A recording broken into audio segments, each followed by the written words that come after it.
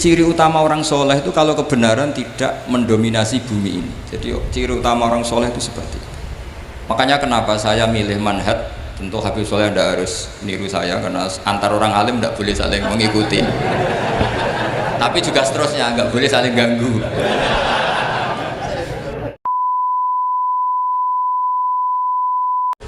Saya itu ngaji di mana-mana itu guyon.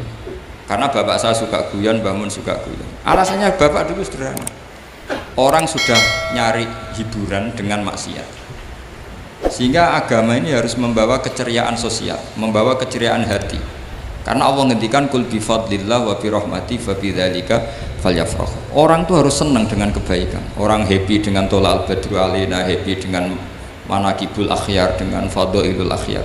Karena orang di sana sudah senangnya itu kalau ada maksiat. Nah sekarang agama dibawa orang-orang yang tidak menyenangkan juga.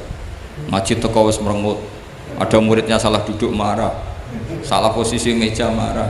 Lalu orang-orang kan mikirnya kan daripada ngaji dimarahin terus mendingan ndak kan.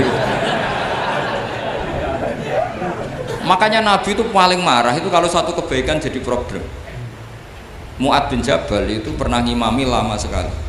Dan yang makmum itu akhirnya mufarokoh. Dulu belum ditemukan fikih, tapi orang ini sudah berani mufarokoh.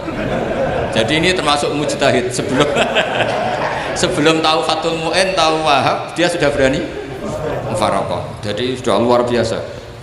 Karena bangsa ibadah yang agak-agak ngawur itu tanpa diajarin sudah do pinter sendiri. Dia mufarokoh. Ketika dia mufarokoh, komentarnya Mu'ad, dia munafik. Sholat belum selesai kok mufarokoh. Singkat cerita Mu'ad melaporkan itu ke Rasulullah. Si tukang penggembala ini juga melaporkan ini ke Rasulullah. Tapi apa kata Rasulullah? Yang Rasulullah itu yang bela, malah bela yang penggembala tadi. Afattanun anta ya Mu'ad. Kamu itu tukang fitnah. Agama ini kalau kamu model begitu orang lari. Basyiru wala tunafiru, yassiru wala tu'asir. Padahal ini baca Quran panjang, harusnya akan ibadah. Tapi karena ini menjadi problem sosial, orang menjadi tidak nyaman jamaah, itu sudah disalahkan Nabi. Karena tadi, kalau agama ini jadi problem, maka masalah besar. Makanya sifat dasar Rasulullah apa khafiful maunah, biayanya murah. Makanya saya ngaji di mana-mana ya suka seperti ini. Mejanya nggak jelas, pengunjungnya juga nggak jelas. Semakin kacau semakin baik kira-kira.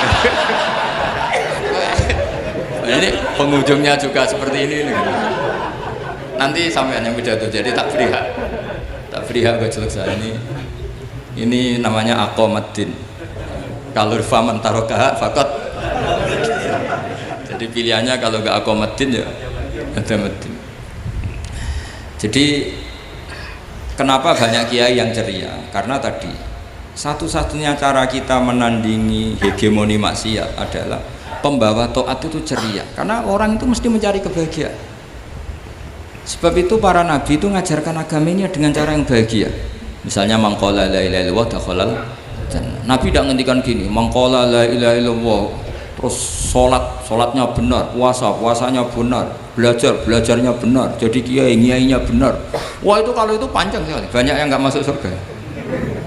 Sementara kubu yang lain kampanye sudah tenang bersama bapaknya di surga. Nah kita kampanyenya kon sholat ra mesti ditompo, puasa ra mesti ditompo, wis repot syaratnya ditompo ikhlas wangel kowe ra bakal iso, berarti maknanya kan ra bakal mlebu swarga. Akhirnya wong kan mikir wis sholat tetep ra swarga, puasa tetep ra swarga, mendingan ra sholat. Jadi kita ini kan bersaing sama kampanye sebelah gitu. Makanya saya milih manhaj pokoknya Islam apik. Tapi bukan berarti saya menyepelekan aturan-aturan dalam sholat, karena yang kampanye itu sudah banyak. Biasanya kiai-kiai sing kereng kampanye tentang sing kereng-kereng. Itu saya manfaatkan, ya sudah, itu bagian jenengan. Jadi orang itu harus mikir. Agama Kristen itu diterima di Eropa di mana-mana. Di antara sebabnya adalah karena orang dijamin masuk surga. Orang mau kayak apa faseknya tetap kalau mati bersama. Kita enggak, sudah kiai, sudah mulang terus masih didoain semoga amal baiknya diterima, amal buruknya masih ngeper apa? Dan itu santri saya nanti kalau ziarah saya tuh ya Allah ampuni Gus Bah ampuni. Itu kan ngenyek orang itu maksudnya. Maksudnya bukan Makanya saya pernah ketemu orang yang berfaham Wahabi. Dia nuduh kalau orang doa ke mayit itu minta sama mayit. Saya bilang, saya saja yang jadi mayitnya nggak siap. Kok bisa? Doanya itu doa ngeper. Masa sama gurunya bilang gini, Allahumma ingkana muhsinan fazid fi ihsani wa ingkana musian. Masa gurunya ditaklek? Jadi dia tidak yakin betul kalau gurunya muhsin. Masih ditaklek, jika guru saya baik maka gini ya Allah, jika guru saya buruk maka gini. Loh, saya tuh gak pernah doain Mbah Mun gitu, tak anggap gak sopan. Jadi kalau saya berdoa, ya Allah jenengan izzihi apa ya, jenengan balas lah, izzihi anna anil muslimina khairan kasira wa antal ghafurur rahim wa anta gitu. Saya gak tegong ini wa ingkana musian. Jadi kayak ada sopan ya.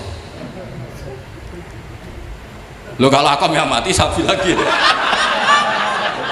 tak balik malah ingkana musia malah ada terusannya bahwa kadalik.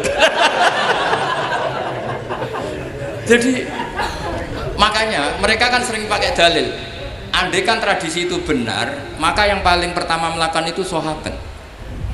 Selalu mereka berargumentasi kalau itu tradisi yang benar maka pertama yang melakukan itu sahabat. Ya gak mungkin sahabat masa bilang ke Nabi ingkana bisa kafir berat kan? Masa kesolehannya lu ada kan Abdul Qadir wafat di mana ini ngomongin Beduk, saya tidak akan berdoa seperti itu. Oh bisa marah Abdul Qadir Jilani. Masa kesalahan beliau di ingkana musinan sama ingkana musinan. Jadi orang tuh harus mikir. Jadi saya dengan bukan berarti Gus Bak bid'ah menciptakan doa baru. Ini bukan urusan menciptakan. Orang yang punya sopan spontan seperti itu. Ini bukan urusan modifikasi doa Anda. Makanya kenapa para nabi itu tidak disolati dengan cara seperti itu, langsung assalamualaikum ya Rasulullah, assalamualaikum ya Abu Bakrin, assalamualaikum ya Umar. Enggak mungkin kita mengatakan ya Abu Bakrin, ya Allah ingkana. Masa Abu Bakar diingkana? Kalau dia bukan kalau beliau ashabu Rasulillah pasti orang Sayyid itu zuriyatu Rasulillah pasti al-tahirin al-mutahhari. Guru-guru kita ini guru-guru kita. Jadi tolong doa itu. Nah, kalau terpaksa doa wa ingkana musian, anggap saja hafalnya hanya itu, tapi jangan dijiwai, apa? Jangan apa? Dijiwai. Kalau ditanya, "Lho Gus ini orang soleh kok doanya wa ingkana musian?" Itu kan guru jenengan. Apalku ikut tok. Tapi ora usah dimaknani, apa? Karena sekali dimaknani nanti kan. Jadi ini urusan etika, urusan rasa. Saya teruskan ya. Karena jadi saya mohon sekali, apa-apa itu ada aturannya. Ada aturannya. Ya tentu kita ikut masal saja. Semua selain Nabi, selain para wali kita nggak apa-apa doa wa ingkana musinan, ingkana musian. Tapi di hati kita sebetulnya ketika mengatakan ingkana musian itu coro Jawa hanya rapalan. Rapalan itu ya sudah ngomong saja, tapi nggak usah apa? Nggak usah dijiwai ya. Yang dijiwai kita adalah sifat ghafurnya Allah, bukan status mayitnya, tapi sifat ghafurnya Allah. Karena kata musik itu kan nggak nyaman. Makanya Nabi itu hebatnya Nabi ya tentu karena bentukan Allah Subhanahu wa taala. Adabani Rabbi fa ahsana ta'dibi. Itu kalau nyifati tentang keburukan orang mukmin itu diikutkan sifat ghafurnya Allah. Jadi misalnya gini kalimatnya, liyukaffirallahu anhum aswa'al ladzi amil. Atau sebagian ayat misalnya wa yukaffiru anhum sayiatihi. Jadi sebetulnya kalau terpaksa mengatakan orang itu buruk, itu sebenarnya dari Allah dulu kita mengatakan Allah itu zat saking baiknya itu mengampuni salahnya seseorang. Jadi nyifati Allah dulu, Allah saking baiknya itu mengampuni salahnya orang-orang baik, karena orang-orang baik juga manusia, Ustadz juga. Tapi lebih ke nyifati ke Allahnya. Kalau kita kan enggak, lebih tertarik nyifati mayatnya. Sehingga kita di hati itu mayat kira tak jalan sepuro tuntas kayak gitu. Jadi, kalau di Quran tidak seperti itu. Jadi kita lebih mensifati Allah itu Ghafur, Afuwun Karim. Makanya seperti doa-doa kita kalau Ramadan begini, Allahumma innaka afuwun karim tuhibbul afwa, baru bakas fa'fu. Jadi ada aturannya. Meskipun ilmu ini agak jelimet, tapi bagi ahlinya ini ma'ruf. Kalau sampean nggak paham berarti nggak ahlinya. Jadi ilmu ini agak jeli, tapi ma'ruf. Nah, sehingga Rasulullah kalau kita meyakini syafaat Rasulullah SAW, itu cara berpikir harus kita balik.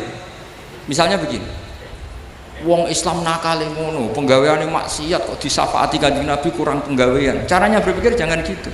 Kalau gitu kowe mari mangkel, wong nakale ngono kok untuk syafaati Kanjeng. Tapi cara berpikir gini, syafaatu Rasulullah itu wasi'ah, luas sekali. Syafaatu Rasulullah ghairu munhasirah, tidak terbatas. Syafaatu Rasulullah itu lebih sakti ketimbang dosanya umatnya. Semua ulama dulu kalau nyifati Allah juga gitu. Allahumma misalnya maghfiratuka ausa'u min dzunubina. Ya, yang misalnya yang pakai mutakalim ya Allahumma maghfiratuka ausa'u min dzunubi wa rahmatuka arja inti min amali. Jadi jangan kitanya dulu. Kalau kitanya dulu kan nyifati kita dosa banyak. Itu sama ndak usah ngaku sudah tahu semua. Tapi nyifati pertamanya apa? Allahumma maghfiratuka ausa'u min dzunubi wa rahmatuka arja inti min amal. Sehingga dari nyifati maghfiratullah yang wasi'ah, yang tidak terbatas, kemudian kita sah mengatakan bahwa ahlul maksiat pun mungkin atau berhak dapat ampunan. Sama syafaatu Rasulillah itu ghairu munhasirah, syafaatu Rasulillah itu wasi'ah, sehingga salah riwayat syafaati li ahlil kabair min ummah.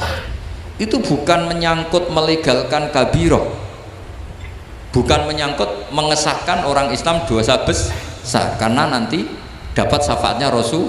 Cara berpikir jangan gitu, nanti kamu mentasjek memberanikan orang melakukan maksiat berdasar iktimat syafaati Rasul. Itu jangan gitu, cara berpikir dibalik apa? Syafaatu Rasulullah ausa'u wa ausa', sangat luas, sehingga saking luasnya sampai yang tukang maksiat saja kebagian.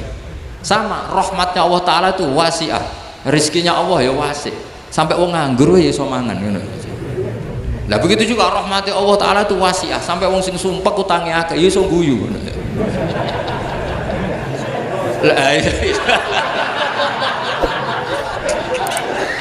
Tapi kalau dibalik, misalnya saya diprotes kiai, saya pernah juga diprotes, Gus umat kok mbok latih guyu, padahal mereka maksiate akeh, hutangnya akeh, gini-gini. Karena kamu menyifati orangnya. Kalau menyifati orangnya sampean guyu haram. Hutang jatuh tempo, sampean gak mikir dosa ndak? Dosa. Jadi kiai muridnya goblok kok kiai kurang tahajud itu ya dosa. Jadi kiai muridnya goblok tenang wae. Sementing untuk sowanan itu amatir ya kena. Mestinya cara berpikir dibalik. Rahmatullah wasi'ah, rizquhu ya wasi', fadluhu wasi', sampai wong sumpek wae iso guyu.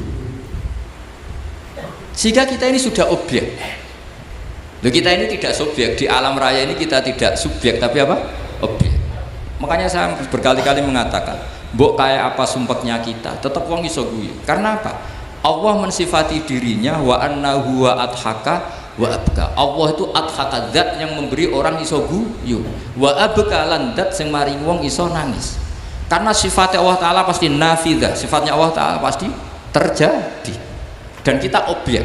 Makanya wong sumpek utange akeh, bojo ora percaya, tangga ora percaya, oh nak guyu banter-banter. Karena Allah itu adhaka, zat sing maringi guyu. Wa abka, sudah presiden, sudah gubernur, sudah menteri, nah Allah kepengin nangis no yo nangis. Coba ngeluhnya apa kalau misalnya jenengan seorang mantan presiden atau mantan gubernur, kadang anaknya calonan RT mbok menang bunda, ngeluhnya apa? Orang alim misalnya, alim alama, anaknya mau jadi jurumiyah raiso, susah. Kaya raya anaknya jadi pasien, susah. Allah punya cara untuk abega, untuk bikin orang nangis. Nah karena kita ini objek, pasti sesumpek apapun orang yang bisa tertawa ya bisa nangis. Makanya banyak ulama yang nggak terlalu serius mikir agama ini, bukan karena dablek, enggak, karena Allah mensifati dirinya Al-Hadi, yang memberi petunjuk. Kita nggak ditunggoni Kanjeng Nabi, nggak ditunggoni Wali Songo, nggak ditunggoni para alawin yang dulu, nggak ditunggoni Habib-Habib yang kayak Said Abdul Al-Haddad. Tapi karena Allah itu Al-Hadi, yang memberi petunjuk, dan sifatnya Allah Ta'ala la buddha wa ya entakuna nafidah. Sifatnya Allah pasti nafidah. Amerika kayak apa liberalnya, sekarang trennya juga banyak yang masuk Islam. Kampung-kampung pedalaman nggak ada kiainya, cukup mudin. Kadang membawa agama itu orang yang ke situ mau nyari kayu. Orang di pedalaman Kalimantan, Sulawesi itu pertama itu nyari kayu, tapi bawaan hidayat lama-lama bikin masjid. Saya pernah di Korea, ke sana orang nyari uang, niatnya juga nyari uang, tapi akhirnya tersiksa kalau enggak bikin masjid. Karena apa? Karena Allah itu Al-Hadi, zat yang memberi petunjuk. Maka kamu tidak usah khawatir, agama ini pasti jalan ila yaumil qiyamah, karena Allah Al-Hadi. Sama mbok kamu umat mbok weden-wedeni kowe ku amalan ora mesti ditampa, nek ora ditampa mlebu neraka.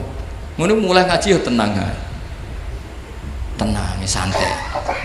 Bahkan kadang bilang gini, Pak Yai tadi gak bener, masa ngecap orang mlebu neraka. Kita yang masyarakatnya gak tahu pintunya, Pak kayaknya tahu pintunya.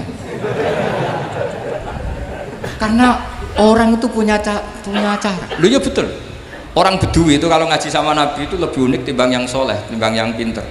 Sehingga banyak ilmu itu ditemukan dari orang Bedui. Karena cara berpikir itu aneh. Kalau orang soleh, orang waras kan berpikirnya ada aneh, standar. Jadi orang Bedui itu aneh. Pernah suatu saat Rasulullah itu khutbah cerita kiamat. Wah dahsyatnya kiamat kayak apa? Semua orang diam nangis semua. Orang Bedui enggak, lebih cerdas. Ini Nabi itu aneh, cerita kiamat kalau udah ada tanggalnya ini gimana? Orang nangis semua karena dahsyatnya kiamat kayak gitu. Bumi dihancurkan,